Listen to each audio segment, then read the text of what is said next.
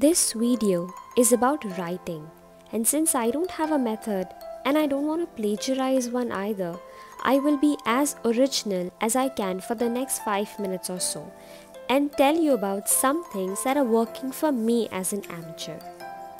So first, a prelude. You learn ample while decoding different styles of writing. So expose yourselves to as many as you can. First, read it as you would like a reader, and then read it like a writer. In fact, one of the things that I recently came across was Feynman's technique called write to learn. Richard Feynman had a knack for explaining complex ideas. Here's how it works. Its simplicity is actually exquisite. First, choose a concept. Second, teach it to a child. Third, identify gaps and research the resource material further. Fourth, review and simplify even more.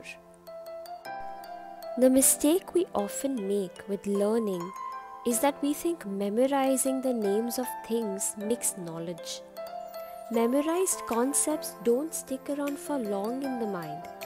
This is because they are not connected by purpose.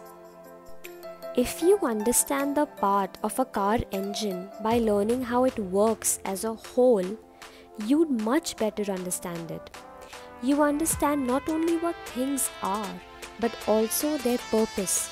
The purpose is what connects. So, how do you test if you understand a concept? You explain it in the simplest terms possible, in a way that could be understood by a child. This is the basis of the Feynman technique. If you can't explain something clearly, you don't really understand it. As a side note, one of the best pieces of online writing advice I got is the white spaces between paragraphs are your friends.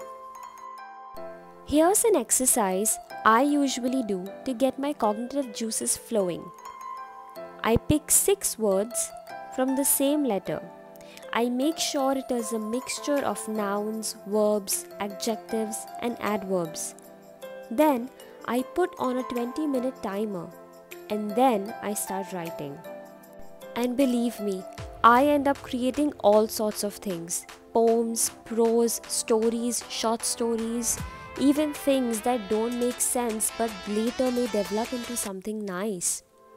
And sometimes I end up extending and editing that single piece for weeks. It even helps me overcome the procrastination barrier if I am nervous to write about something. One underrated attribute in poem writing that altered much of my writing decisions is something called line break. The place where a poet chooses to end one line and begin another to honor the rhythm and fractional pauses of the thinking process. These sublime features and effects can really enrich a reader's experience.